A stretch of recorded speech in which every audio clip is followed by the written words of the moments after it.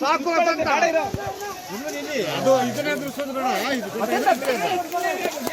ಸ್ವಲ್ಪ ಎದುರಿಸಲಿ, ಅದು ಎದುರಿಸಲಿ, ಎದುರಿಸಲಿ ಸಾಕು. ಅಭಿಮನ್ಯು ಆನೆನ ವಸಂತ್ ಅವ್ರು ಏನು ಮಾಡ್ತಾರೆ, ವಸಂತು ಅವ್ರ ಹಿಂದೆ ಕೂತ್ಕೊಂಡಂಥ ಕಾವಾಡಿ ಮಧ್ಯೆ ಕೂತ್ಕೊಂಡಂಥ ಡಾಕ್ಟರ್ ಒಂದಿಗೆ ಅಭಿಮನ್ಯುವನ್ನ ಸ್ಲೋ ಆಗಿ ಫಸ್ಟಿಗೆ ಅದರದ್ದು ಏನು ಹಿಂಭಾಗ ಇರುತ್ತೆ, ಹಿಂಭಾಗನ ಅದಕ್ಕೆ ಸಪೋರ್ಟ್ ಕೊಡ್ತಾರೆ. ಯಾವುದೋ ಆ ಮಣ್ಣಿಗೆ ಆ ಸ್ಲೋಪ್ ಇರೋದ್ರಿಂದ ಜಾರ್ಕು ಬೆಂಡಿಯಲ್ಲಿ ಜಾರ್ತಾರಲ್ಲ ಚಿಕ್ಕ ಮಕ್ಕಳು, ಆ ಥರ ಮುಂದಿನ ಕಾಲನ್ನ ಸಪೋರ್ಟ್ ತಗೊಂಡು ಸ್ಲೋ ಆಗಿ ಅದು ಮುಂದೆ ಕೆಳಗಿಳಿಲಿಕ್ಕೆ ಶುರು ಮಾಡುತ್ತೆ. ವಸಂತ ಜಾಸ್ತಿ ಮಾತಾಡೋದಿಲ್ಲ ಯಾವತ್ತೂ. ನನಗೆ ಹೆಚ್ಚು ಕಡಿಮೆ ಅಂದರೆ ತುಂಬ ಕಡಿಮೆ ಮಾತು, ಸ್ವಾಮಿ ಏನು ಮಾಡೋದು ಸ್ವಾಮಿ ಅಂಥೇಳಿ. ಏನಿಲ್ಲ, ಹಾಗಾದರೂ ಅಲ್ಲಿ ಮರದ ಹತ್ರ ವರ್ಕೊಂಡಿದೆ, ಈಗ ನೀನು ಒಂದು ಕೆಲಸ ಮಾಡು, ನಿನ್ನ ಆನೇನು ಸ್ವಲ್ಪ ಕೆಳಗೆ ಇಳಿಸ್ಬಿಡು. ಆ ಹೆಣ್ಣಾನೆ ಏನಿರುತ್ತಂದರೆ ಸೀದಾ ಅಂತ ಹೇಳಿದ್ರೆ ಈಗ ಒಂದು ಸ್ಲೋಪ್ ಇರುತ್ತೆ, ಆ ಸ್ಲೋಪಿನ ಅಂತ ಹೇಳಿದ್ರೆ ಒಂದು ಅಲ್ಲೊಂದು ಮರ ಇರುತ್ತೆ, ಆ ಗುಂಡಿ ಏನಿರುತ್ತೆ ಆ ಗುಂಡಿ ಹತ್ರ ಮೇಲೆ ನಿಂತ್ಕೊಂಡಿರುತ್ತೆ. ಅದು ಸುಮಾರು ಒಂದು 50 ಅಡಿ ಗುಂಡಿ ಇರುತ್ತೆ ಕೆಳಗೆ. ತುಂಬ ಸ್ಲೋ ಆಗಿ ಕುಸಿಯುತ್ತೆ.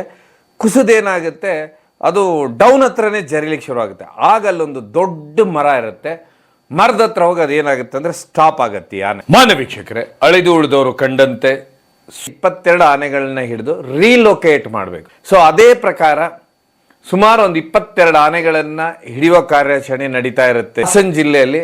ಅಂದ್ರೆ ರೀಲೊಕೇಟ್ ಅಂತ ಹೇಳಿದ್ರೆ ಒಂದು ಬಂಡೀಪುರ ಇರ್ಬೋದು, ನಾಗರಹೊಳೆ ಇರ್ಬೋದು, ಅಥವಾ ಒಂದು ಕಾರ್ಯಾಚರಣೆ ಶುರುವಾಗುತ್ತೆ. ಇಲ್ಲಿ ಅಭಿಮನ್ಯುವಿನ ಸಾಹಸ, ಯಾಕಂದ್ರೆ ನಾನು ಇವತ್ತು ವಿಶೇಷವಾಗಿ 2 ಕಥೆಗಳನ್ನ ನಿಮ್ಗೆ ಹೇಳ್ತೇನೆ. ನಮಗೆಲ್ಲ ಅವಾಗ ತುಂಬ ಆಸಕ್ತಿ. ನಾವು ವಿಶೇಷವಾಗಿ ಚಿಟಿಯಪ್ಪ ಡಾಕ್ಟರ್ ಅವಾಗ ಇನ್ನೂ ಅವರೇ ಕೆಲಸ ಮಾಡ್ತಾ ಇದ್ರು. ಅವ್ರು ಆಲ್ರೆಡಿ ಅಂತ ಹೇಳಿದ್ರೆ ಅವ್ರಿಗೆ ಸುಮಾರು 55 ವರ್ಷ ಆಗಿತ್ತು, ಅವ್ರಿಗೆ 55 ವರ್ಷ ಆಗಿತ್ತೇನೋ, ಇನ್ನೂ ಅವ್ರನ್ನೇನು ರಿಟೈರ್ಡ್ ಏನು ನಿವೃತ್ತಿ ಆಗಿರಲಿಲ್ಲ, ಅವರೇ ಮಾಡೋರು. ಆಗ ಅವರು ಎಷ್ಟು ಅಂತ ಹೇಳಿದ್ರೆ ಅಗ್ರೆಸಿವ್ ಆಗಿರ್ತಿದ್ರು ಅಂದರೆ ಕೆಲಸದಲ್ಲಿ. ನಮಗೆಲ್ಲ ಅದನ್ನ ನೋಡ್ತಾ ಇದ್ರೆ ಆ ಆನೆ ಕಾರ್ಯಾಚರಣೆಗಳು ಅಲ್ಲಿ ಅವರು ತಗೊಳ್ಳುವಂಥ ಡಿಸಿಷನ್ ನೋಡಿ ತುಂಬ ಆಶ್ಚರ್ಯ ಆಗೋದು. ಆಗ ವಿಶೇಷವಾಗಿ ವಸಂತ್ ಅವರು ಈಗಿರುವಂಥ ಏನು ಅಭಿಮನ್ಯು ಮೇಲೆ ವಸಂತ್ ಅವರು ಈ ಹುಡುಗರಾಗಿದ್ದರು, ತುಂಬ ಚಿಕ್ಕವರಾಗಿದ್ದರು. ವಸಂತ್ ಅವರು ತುಂಬ ಏಜ್ ಕಡಿಮೆ, ಅಭಿಮನ್ಯು ಆನೆ ಇವೆಲ್ಲರೂ ಅಂದರೆ ಇವೆಲ್ಲ ಟೀಮು ಅವತ್ತಿನ ಕಾಲದಲ್ಲೇನೋ ಅದ್ಭುತವಾದ ಕಾರ್ಯಾಚರಣೆ ಮಾಡ್ತಾ ಇತ್ತು.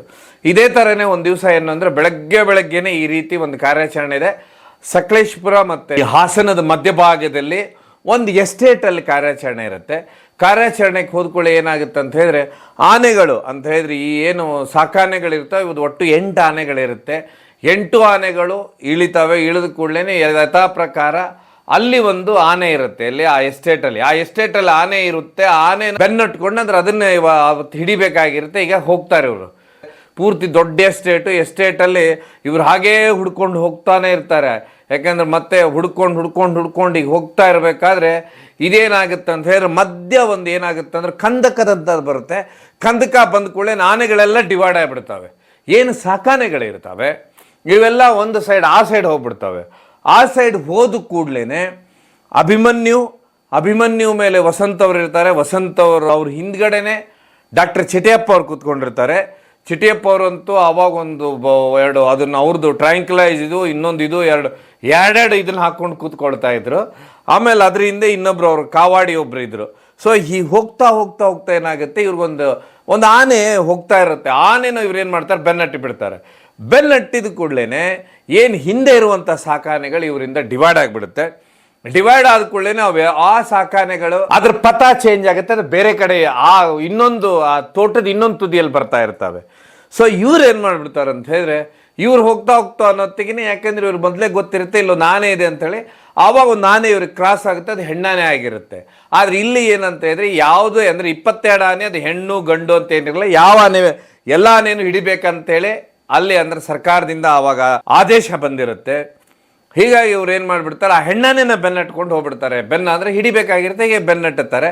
ಯಾವಾಗ ಅಭಿಮನ್ಯು ನುಗ್ತಾ ಹೋದಾಗ ಏನಾಗ್ಬಿಡುತ್ತೆ ಅಂದರೆ ಹೆಣ್ಣಾನೆ ಸಡನ್ನಾಗಿ, ನಾನು ಆವಾಗಲೇ ಮೊದಲೇ ಹೇಳಿದೆ ಏನಂತ ಹೇಳಿದ್ರೆ, ಈ ಸೈಡ್ ಒಂದು ತೋಟ ಇದ್ದರೆ ಈ ಸೈಡ್ ಪೂರ್ತಿ ಕಂದಕ ಇರುತ್ತೆ.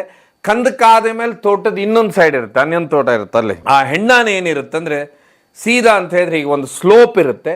ಆ ಸ್ಲೋಪಿನ ಅಂತ ಹೇಳಿದ್ರೆ ಅಲ್ಲೊಂದು ಮರ ಇರುತ್ತೆ, ಆ ಗುಂಡಿ ಏನಿರುತ್ತೆ ಆ ಗುಂಡಿ ಹತ್ರ ಮೇಲೆ ನಿಂತ್ಕೊಂಡಿರುತ್ತೆ. ಅದು ಸುಮಾರು ಒಂದು 50 ಅಡಿ ಗುಂಡಿ ಇರುತ್ತೆ ಕೆಳಗೆ. ಆ ಹೆಣ್ಣಾನೆ ಏನಂದ್ರೆ ಆ ಮರಕ್ಕೆ ಒಂದು ಸಪೋರ್ಟ್ ತೊಗೊಂಡು ಅದು ಹೀಗೆ ನಿಂತಿರುತ್ತೆ. ನಿಂತಿರುತ್ತೆ, ಇವರು ಸ್ಪೀಡ್ ಆಗಾದ್ರೆ ಹಿಂದೆ ಹೀಗೆಲ್ಲ ಮರ ಎಲ್ಲ ಅಡ್ಡ ತಿಡ್ಡ ಎಲ್ಲ ಕವರ್ ಇರುತ್ತೆ.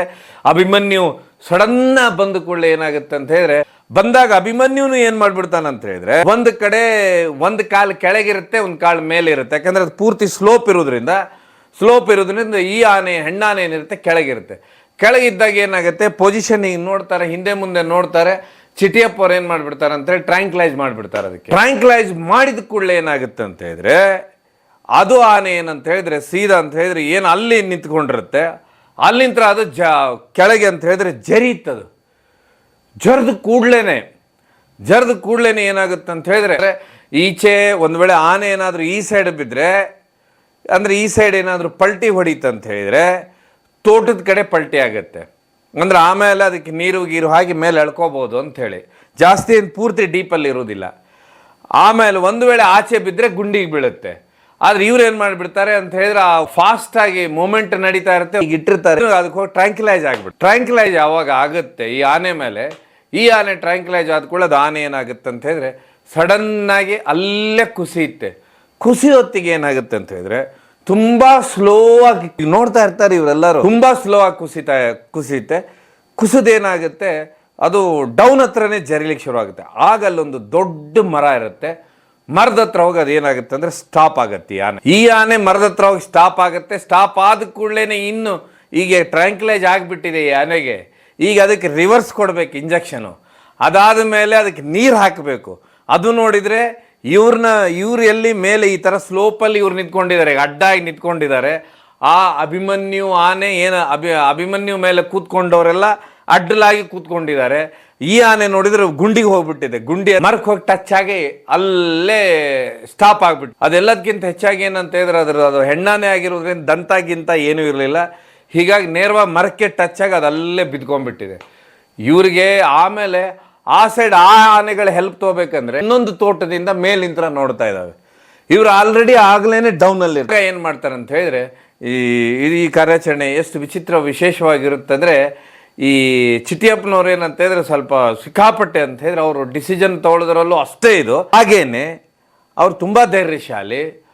ಆಮೇಲೆ ಅವರೆಲ್ಲರಿಗಿಂತ ಹೆಚ್ಚಾಗಿ ಅಲ್ಲಿದ್ದಂಥ ಮಾವುತ ವಸಂತ್ ಅವರು ಆಗ ಇನ್ನೂ ಸ್ವಲ್ಪ ಅವರು ತುಂಬಾ ಎಂಗೇಜು. ಹೀಗಾಗಿ ಅವ್ರು ಏನು ಮಾಡಿಬಿಡ್ತಾರೆ ಅಂತ ಹೇಳಿದ್ರೆ, ಏನು ಸ್ವಾಮಿ ಅಂತ ಕೇಳ್ತಾರೆ. ಯಾಕಂದ್ರೆ ಅವರು ನನಗೆ ಇವತ್ತಿಗೂ ನೆನಪಿದೆ, ಅವ್ರಿಗೆ ಸ್ವಾಮಿ ಅಂತಿದ್ರು. ಏನು ಮಾಡಲಿ ಸ್ವಾಮಿ ಅಂತಿದ್ರು. ಸ್ವಾಮಿ ಏನು ಮಾಡೋದು ಅಂತ ಹೇಳಿ. ಯಾಕಂದ್ರೆ ವಸಂತ್ ಜಾಸ್ತಿ ಮಾತಾಡೋದಿಲ್ಲ ಯಾವತ್ತೂ. ನನಗೆ ಹೆಚ್ಚು ಕಡಿಮೆ ಅಂದರೆ ತುಂಬ ಕಡಿಮೆ ಮಾತು. ಸ್ವಾಮಿ ಏನು ಮಾಡೋದು ಸ್ವಾಮಿ ಅಂಥೇಳಿ. ಏನಿಲ್ಲ, ಹಾಗಾದರೂ ಅಲ್ಲಿ ಮರದ ಹತ್ರ ವರ್ಕೊಂಡಿದೆ, ಈಗ ನೀನು ಒಂದು ಕೆಲಸ ಮಾಡು, ನಾನೇನು ಸ್ವಲ್ಪ ಕೆಳಗೆ ಇಳಿಸ್ಬಿಡು. ಆಗ ಅವ್ರು ಏನು ಮಾಡಿಬಿಡ್ತಾರೆ ಅಂದರೆ, ವಸಂತ್ ಅವ್ರು ಏನು ಮಾಡ್ತಾರೆ ಅಂದರೆ, ಆಯ್ತು ಸ್ವಾಮಿ ಸ್ವಾಮಿ ಇಷ್ಟೇ. ಯಾಕಂದ್ರೆ ಅವ್ರಿಗೆ ಡೈರೆಕ್ಷನ್ ಬೇಕಾಗಿರುತ್ತೆ ಚಿಟಿಯಪ್ಪ ಅವರು. ಆಮೇಲೆ ಇದೆಲ್ಲದಕ್ಕಿಂತ ಹೆಚ್ಚಾಗಿ ಡಾಕ್ಟರ್ ಚಿಟಿಯಪ್ಪ ಇದ್ದಾರೆ ಅಂತ ಹೇಳಿದರೆ ಅವ್ರ ಹೆಸರು ಅವಾಗ ಅಷ್ಟು ಫೇಮಸ್ ಹೆಸರು, ತುಂಬ ದೊಡ್ಡ ಮಟ್ಟದ ಹೆಸರು ಇರೋದ್ರಿಂದ ಒಂದು ಧೈರ್ಯ ಅಂತ, ಒಂದು ವಿಶ್ವಾಸ. ಚಿಟಿಯಪ್ಪ ಇದ್ದಾರೆ ಅಂತ ಹೇಳಿದ್ರೆ ನಮ್ಮನ್ನೆಲ್ಲ ಉಳಿಸ್ತಾರೆ, ಆನೆನೂ ಉಳಿಸ್ತಾರೆ, ನಮ್ಮನ್ನು ಉಳಿಸ್ತಾರೆ. ಆದ್ರೆ ಇದು ನಡೆದಿದ್ದಂತ ಒಂದು ಆ ಕಾರ್ಯಾಚರಣೆ ಅವತ್ತು ನಡೆದಿರುವಂತದಂತ ಹೇಳಿದ್ರೆ ಒಂದು ಕಂದಕ್ಕಕ್ಕೆ ಪೂರ್ತಿನೂ ಬಿದ್ದಿಲ್ಲ, ಇದ್ರ ಮಧ್ಯನೇ ನಡೀತಾ ಇತ್ತಿದ್ದು ಇದು ಹೋರಾಟ. ಇದು ಆನೆ ಬಿದ್ದಿದೆ, ಆನೆ ಯಾಕಂದ್ರೆ ರಿವರ್ಸ್ ಕೊಡ್ಲೇಬೇಕೀಗ ಅರ್ಜೆಂಟ್ ಆಗಿ. ಆಗ ಏನ್ ಮಾಡ್ತಾರೆ ಅಂತ ಹೇಳಿದ್ರೆ, ಅಭಿಮನ್ಯು ಆನೆನ ವಸಂತ್ ಅವ್ರು ಏನ್ ಮಾಡ್ತಾರೆ, ವಸಂತು ಅವ್ರ ಹಿಂದೆ ಕೂತ್ಕೊಂಡಂತ ಕಾವಾಡಿ ಮಧ್ಯೆ ಕೂತ್ಕೊಂಡಂತ ಡಾಕ್ಟರ್ ಒಂದಿಗೆ ಅಭಿಮನ್ಯುವನ್ನ ಸ್ಲೋ ಆಗಿ ಫಸ್ಟಿಗೆ ಅದರದ್ದು ಏನು ಹಿಂಭಾಗ ಇರುತ್ತೆ, ಹಿಂಭಾಗನ ಅದಕ್ಕೆ ಸಪೋರ್ಟ್ ಕೊಡ್ತಾರೆ. ಯಾವುದೋ ಆ ಮಣ್ಣಿಗೆ ಆ ಸ್ಲೋಪ್ ಇರೋದ್ರಿಂದ ಹಿಂದೆ ಕಾಲದು ಸ್ವಲ್ಪ ಇದು ಮಾಡುತ್ತೆ. ಅಂದ್ರೆ ಹಿಂದೆ ಕಾಲನ್ನ ಅದನ್ನ ಏನಂದ್ರೆ ನೆಲಕ್ಕೆ ಹಾಕತ್ತೆ. ನೆಲಕ್ಕೆ ಹಾಕಿ ಒಂಥರ ಜಾರ್ಕು ಬೆಂಡಿಯಲ್ಲಿ ಜಾರ್ತಾರಲ್ಲ ಚಿಕ್ಕ ಮಕ್ಕಳು, ಆ ಥರ ಮುಂದಿನ ಕಾಲನ್ನ ಸಪೋರ್ಟ್ ತಗೊಂಡು ಸ್ಲೋ ಆಗಿ ಅದು ಮುಂದೆ ಕೆಳಗಿಳಿಲಿಕ್ಕೆ ಶುರು ಮಾಡುತ್ತೆ. ಸೇಮ್ ಇದೆ ಅಂತ ಹೇಳಿದ್ರೆ ಈ ಕ್ಯಾರೆಕ್ಟ್ರು ಶ್ರೀರಾಮ ಅಂತೇಳಿ ಆನೆ ಇತ್ತಿಂದೆ, ಆ ಶ್ರೀರಾಮ ಆನೆಗೂ ಇತ್ತಿದ್ದು ಸೇಮ್. ಅದು ಯಾಕಂತ ಹೇಳಿದ್ರೆ ಕೆಲವೊಂದು ಕಾರ್ಯಾಚರಣೆಗಳಲ್ಲಿ ಇದೇ ಥರನೇ ಅಂತ ಹೇಳಿದ್ರೆ ಜಾರ್ಕುಬಂಡಿ ಥರ ಇಳ್ಕೊಂಡು ಹೋಗೋದು, ಡೌನು ಒಂದು ವೇಳೆ ಗುಡ್ಡ ಇಳಿಯೋದಿದ್ರು ಅದು ಜಾರ್ಕುಬಂಡಿ ಥರ ಹೀಗೆ ಇಳಿತಾ ಹೋಗೋದು. ಆಗ ಅಭಿಮನ್ಯು ಏನಾಗುತ್ತೆ ಅಂದ್ರೆ ಇಳ್ಕೊಂಡು ಹೋಗುತ್ತೆ ಸ್ಲೋ ಆಗಿ ಅಂತ ಹೇಳಿದ್ರೆ, ಆನೆ ಆ ಮರಕ್ಕೆ ಹೊರ್ಕೊಂಡು ಅಲ್ಲಿರುತ್ತೆ, ಇದು ಆ ಮರ ಅಲ್ಲಿದೆ ಅಂದರೆ ಇದು ಇನ್ನೂ ಒಂದು 10 ಅಡಿ ಈಚೆನೆ ಸ್ಲೋ ಆಗಿ ಜರ್ಕೊಂಡು ಮುಂದೋಗಿ ಏನಾಗುತ್ತೆ ಅಂತ ಹೇಳಿದ್ರೆ, ಆ ಮರ ಏನು ಆ ಆನೆ ಮಲಗಿರುತ್ತೆ ಇಲ್ಲ ಅಂತ ಹೇಳಿದ್ರೆ, ಆನೆಗೆ ಅಂದರೆ ಇಂಜೆಕ್ಷನ್ ಕೊಟ್ಟಿರ್ತಾರೆ, ಟ್ರ್ಯಾಂಕ್ಲೈಸೇಷನ್ ಆಗಿಬಿಟ್ಟಿರುತ್ತಲ್ಲ, ಹೀಗಾಗಿ ಅದು ಏನು ಪ್ರಜ್ಞೆ ತಪ್ಪಿ ಬಿದ್ದಿರುತ್ತೆ, ಆ ಮರ ಅದಕ್ಕೆ ಸಪೋರ್ಟ್ ಆಗಿರುತ್ತೆ, ಅದರಿಂದ ಪಕ್ಕದಲ್ಲೇ ಹೋಗಿ ಇವ್ರು ನಿಲ್ತಾರೆ. ನಿಂತು ಕೂಡಲೇ ಡಾಕ್ಟ್ರು ಸ್ವಲ್ಪ ತುಂಬ ಧೈರ್ಯವಂತರು. ಇದು ಮೊದಲೇ ಆನೆ ಈಗ ಸ್ಲೋಪಲ್ಲಿ ಹಿಂಭಾಗನ ಹಿಂದೆ ಕೊಟ್ಟಿರುತ್ತೆ ಅಭಿಮನ್ಯು, ಮುಂದಿನ ಕಾಲ ಅಷ್ಟೇ ಹೀಗಿರುತ್ತೆ ಇದ್ರದ್ದು. ಒಳ್ಳೆ ಅದು ಆ ಸೀನ್ ಹೇಗಿತ್ತು ಅಂತ ಹೇಳಿದ್ರೆ, ಹೀಗೆ ನೋಡೋ ಥರ ಅಂತ ಹೇಳಿದ್ರೆ ಬೇರೆಯವರೆಲ್ಲ ದೂರದಿಂದ ನೋಡ್ತಿರ್ತಾರೆ. ಬೇರೆ ಸಾಕಾನೆಗಳು ಅಲ್ಲಿ ಇಳಿಯುವಾಗಿಲ್ಲ.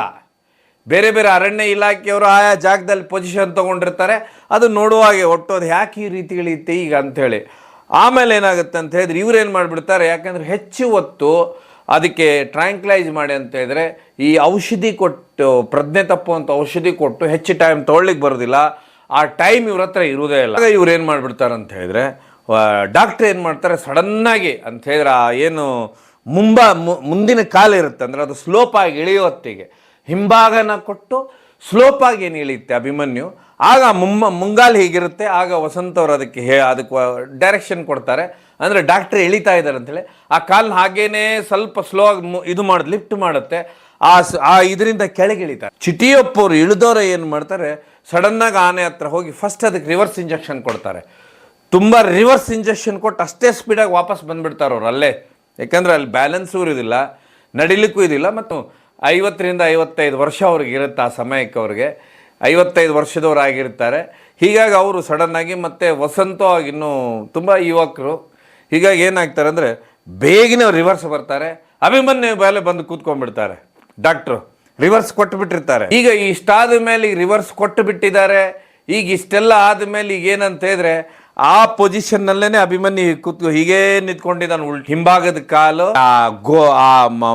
ಆ ಇಳಿಜಾರಿಗೆ ಸಪೋರ್ಟ್ ಕೊಟ್ಟು ಮುಂಗಾಲುಗಳನ್ನು ಒಂದು ಮರದಿಂದ ಒಂದು ಸಪೋರ್ಟ್ ತೊಗೊಂಡು ಹೀಗೇ ಕೂತ್ಕೊಂಡಿದ್ದಾನೆ. ಅಷ್ಟೊನ್ನೊತ್ತಿಗೆ ರಿವರ್ಸ್ ಇಂಜೆಕ್ಷನ್ ಕೊಟ್ಕೊಳ್ಳಿ ಆ ಆನೆ ಸಡನ್ನಾಗಿ ಅದ್ರ ಆ್ಯಕ್ಷನ್ ಶುರು. ಯಾವಾಗ ಆ್ಯಕ್ಷನ್ ಶುರು ಮಾಡುತ್ತೆ ಆಗ ಅದಕ್ಕೆ ನೀರು ಹಾಕಲೇಬೇಕು. ಯಾಕಂತ ಹೇಳಿದ್ರೆ ಒಂದು ಇಂಜೆಕ್ಷನ್ ಹೊಡೆದಾದ ನಂತರ, ರಿವರ್ಸ್ ಇಂಜೆಕ್ಷನ್ ಕೊಟ್ಟಾದ ನಂತರ ಆನೆ ಬಾಡಿ ಹೀಟು ಸಿಕ್ಕಾಪಟ್ಟೆ ಜಾಸ್ತಿ ಆಗುತ್ತೆ. ಅದನ್ನು ಕರೆಕ್ಟಾಗಿ ಕೂಲ್ ಮಾಡಬೇಕಂತ ಹೇಳಿದ್ರೆ ಮತ್ತೆ ಅದಕ್ಕೆ ಕ್ಯಾನ್ಗಳ ನೀರು ಸುರಿಬೇಕಾಗತ್ತೆ. ಹೀಗಾಗಿ ಇವ್ರು ಏನು ಮಾಡಿರ್ತಾರೆ ಅಂದರೆ ಮೊದಲೇ ಬೇರೆ ಬೇರೆ ಸಾಕಾನೆಗಳ ಒಟ್ಟಿಗೆ ಆ ನೀರಿನ ಕ್ಯಾನನ್ನು ರೆಡಿ ಇಟ್ಕೊಂಡಿರ್ತಾರೆ. ಸುಮಾರು 8 ಕ್ಯಾನ್ ಗಟ್ಟಲೆ ನೀರು ಇರುತ್ತಲ್ಲಿ. ನೀರು ಹಾಕಲಿಲ್ಲ ಅಂತ ಹೇಳಿದ್ರೆ ಆನೆ ಮೈ ತಣ್ಣಗಾಗೋದಿಲ್ಲ, ಆನೆ ಹೀಟ್ ಜಾಸ್ತಿ ಆಗುತ್ತೆ, ಅದು ಆನೆ ಪ್ರಾಣಕ್ಕೆ ಕುತ್ತಾಗುತ್ತೆ. ಹಾಗಾಗಿ ಡಾಕ್ಟ್ರ್ ಏನು ಮಾಡ್ತಾರೆ ಅಂದರೆ ಮೇಲಿನವರು ಡೈರೆಕ್ಷನ್ ಕೊಟ್ಟಿರ್ತಾರೆ. ಆಗ್ಲೇ ಅಲ್ಲಿ ಒಂದು ಆನೆಯಲ್ಲಿ 2 ಕ್ಯಾನನ್ನು ಹಿಡ್ಕೊಂಡು ಅಲ್ಲಿರುವಂಥ ಸಿಬ್ಬಂದಿಗಳೇನಂತ ಹೇಳಿದ್ರೆ 2 ಕ್ಯಾನ್ ತೊಗೊಂಡು ಬಂದಿರ್ತಾರೆ ಒಂದು ಡಿಸ್ಟೆನ್ಸ್ವರೆಗೆ. ಆವಾಗ ಇವ್ರೇನು ಮಾಡ್ತಾರೆ ಅಂದರೆ ಈ ಆನೆ ಮೇಲೆ ಇದ್ದಂಥವ್ರು ಸ್ಲೋ ಆಗಿ ಅಲ್ಲೇ ಕೂತ್ಕೊಳ್ತಾರೆ. ಅಷ್ಟೊನ್ನೊತ್ತಿಗೆ ಏನು ಮಾಡ್ತಾರೆ, ಆ ಇನ್ನೊಂದೇನು ಸಿಬ್ಬಂದಿಗಳಿರ್ತಾರೆ ಅದ್ರ ಮೇಲೆ ಆನೆ ಇನ್ನೇನು ಏಳಬೇಕು ಅಂತ ಇರುತ್ತದೆ ಹೆಣ್ಣಾನೆ. ಆದ್ರೆ ಅಷ್ಟನ್ನೊತ್ತಿಗೆ ಇವ್ರು ನೀರು ಹಾಕಲೇಬೇಕಾಗತ್ತೆ. ಯಾಕೆ ನೀರು ಹಾಕಬೇಕಾಗುತ್ತೆ, ಅದ್ರ ಮೈಕೈ ಅಂದ್ರೆ ತುಂಬ ಅಲಗಾಡ್ತಂತ ಹೇಳಿದ್ರೆ ಆ ಒಂದು ಮರ ಅದಕ್ಕೆ ಸಪೋರ್ಟ್ ಇದೆ ಆ ಡೌನ್ನಲ್ಲಿಗೆ, ಆ ಮರ ಸಪೋರ್ಟ್ ಅದಕ್ಕೆ ತಪ್ಪಿ ಹೋದ ಕೂಡಲೇ ಏನಾಗುತ್ತೆ ಅಂತ ಹೇಳಿದ್ರೆ ಅದಕ್ಕೆ ಏನಾಗುತ್ತೆ, ಆನೆ ಮತ್ತೆ ಕೆಳಗೆ ಹೋಗ್ಬಿಡುತ್ತದೆ ಇನ್ನೂ ಜಾರಿ. 7 ಪ್ರಯತ್ನ ಪಡುವತ್ತಿಗೆ ಇವ್ರು ಏನು ಮಾಡಿಬಿಡ್ತಾರೆ, ಅದಕ್ಕೆ ನೀರು ಹಾಕ್ತಾರೆ. ನೀರು ಹಾಕಿದ ನಂತರ ಏನಾಗುತ್ತೆ ಅಂತ ಹೇಳಿದ್ರೆ ಆನೆ ಏನಾಗುತ್ತೆ, ನಿಲ್ಲುವಂಥ ಪ್ರಯತ್ನ ಈಗ ಮಾಡ್ತಾ ಇರುತ್ತೆ. ಸಡನ್ನಾಗಿ ಆ ಮರದ ಸಪೋರ್ಟ್ ಅದಕ್ಕೆ ತಪ್ಪಿದ ಕೂಡ ಏನಂದ್ರೆ ಸರಕ್ಕನೆ ಕೆಳಗಿಳಿ ಜರಿಲಿಕ್ಕೆ ಶುರುವಾಗುತ್ತೆ.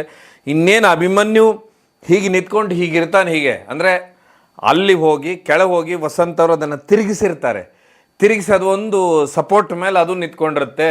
ಆ ಸೊಳ್ಳಿಗೆ ಸ್ವಲ್ಪ ಟಚ್ ಹಾಕೊಂಡು ಹೆಣ್ಣಾನೆ ಡಬಕ್ಕನೆ ಹೋಗ್ಬಿಡುತ್ತೆ ಕೆಳಗೆ ಹೋದ ಕೂಡಲೇ ಏನಾಗುತ್ತೆ ಅಂದರೆ ಪೂರ್ತಿ ಅಂದರೆ ಟೆರಾನೆ ಏನು ಒಂದು ಆ ತಗ್ಗು ಪ್ರದೇಶದ ಸಮತಟ್ಟಾದ ಜಾಗಕ್ಕೆ ಇದು. ಯಾಕಂದರೆ ಇದಿಷ್ಟು ನಡೆಯುವುದು ಈ ಭಾಗ ಅಂತ ಹೇಳಿದ್ರೆ ಇಳಿಜಾರು ಪ್ರದೇಶದಲ್ಲಿ. ಮೇಲೆ ತೋಟ ಇದೆ, ಅಲ್ಲಿಂದ ಡೌನ್ ಇದೆ, ಇಳಿಜಾರು ಪ್ರದೇಶ ಅಂದರೆ ಮಧ್ಯಭಾಗದಲ್ಲೇ ಇದು ಇಷ್ಟೆಲ್ಲ ಸೀನು ನಡೆಯುತ್ತೆ.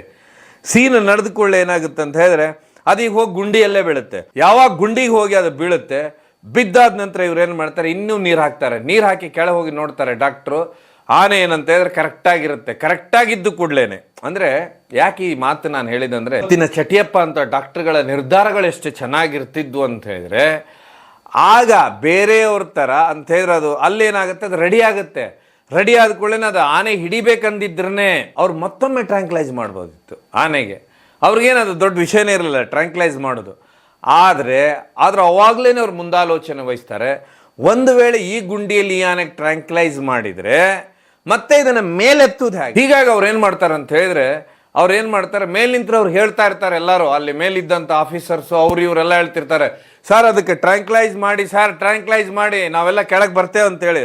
ಆದರೆ ಇವ್ರು ಬರುವತ್ತಿಗೆ, ಅದು ಇವ್ರು ಬೇರೆ ಆ ಮೇಲಿನ ಜಾಗದಲ್ಲಿ ಪೂರ್ತಿ ಮೇಲಿರ್ತಾರೆ, ಇವ್ರು ಬರುವತ್ತಿಗೆ ಏನಾಗಿದೆ ತುಂಬಾ ಟೈಮ್ ಆಗುತ್ತೆ. ಆಮೇಲೆ ಇಲ್ಲಿ ಮತ್ತೆ ಟ್ರ್ಯಾಂಕ್ಲೈಸ್ ಮಾಡಿದ್ದೀನಿ, ಎಬ್ಬಿಸಿ ಎತ್ತಾಕೊಂಡು ಹೋಗೋದು ತುಂಬ ಕಷ್ಟ ಆಗುತ್ತೆ. ಅದಕ್ಕೆ ಇವ್ರು ಏನು ಹೇಳ್ತಾರೆ, ಇವತ್ತಿಲ್ಲ ಅಂದರೆ ಅದು ನಾಳೆ ಆದರೂ ಸಿಕ್ಕೇ ಸಿಗುತ್ತೆ ನಮ್ಮ ಕೈಯಲ್ಲಿ. ಅದಕ್ಕೆಲ್ಲ ಅಷ್ಟೊಂದು ತಲೆ ಕೆಡಿಸ್ಕೋ ಅಷ್ಟು ಅವಶ್ಯಕತೆ ಇಲ್ಲ ಇವರೇ. ನಾನು ಡಾಕ್ಟ್ರು, ನಾನು ಹೇಗೆ ಹೇಳ್ತೇನೆ ಅದು ನೀವು ಕೇಳಬೇಕು ಅಷ್ಟೇನು ಅಂತೇಳಿ ಅವಾಗ ಹೇಳ್ತಾರೆ. ಅಂದರೆ ಅವತ್ತಿನ ಡಾಕ್ಟರ್ಸು ಅಷ್ಟೊಂದು ಕಮಾಂಡಿಂಗಲ್ಲಿ ಇದ್ದರು ಅಂತ. ಯಾಕೆಂದರೆ ಆ ನಿರ್ಧಾರಗಳು ನೋಡಿ, ಒಂದು ವೇಳೆ ಏನಾದರೂ ಅವ್ರು ಅಲ್ಲಿ ಟ್ರ್ಯಾಂಕ್ಲೈಸ್ ಮಾಡಿಬಿಟ್ಟಿದ್ರೆ ಹೆಚ್ಚು ಕಡಿಮೆ ಲೇಟಾಗಿ ಟೈಮ್ ಆಗಿ ಸಾಯ್ಬೋದಿತ್ತದು.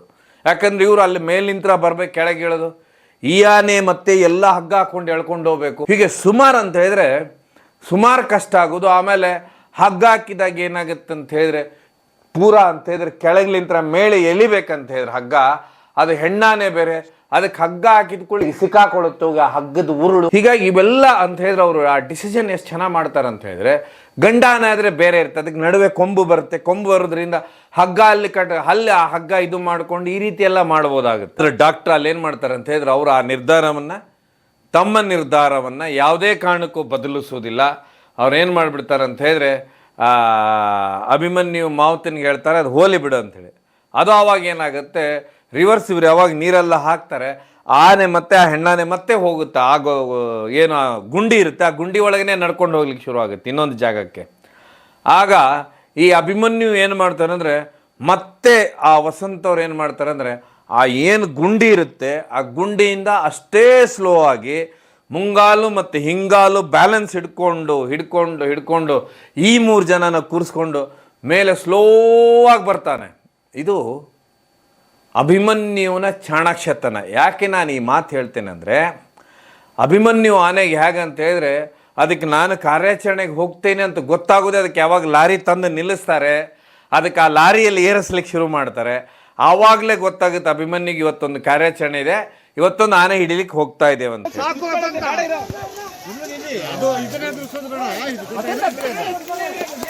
ಸ್ವಲ್ಪ ಎದುರಿಸಲಿ, ಅದು ಎದುರಿಸಲಿ,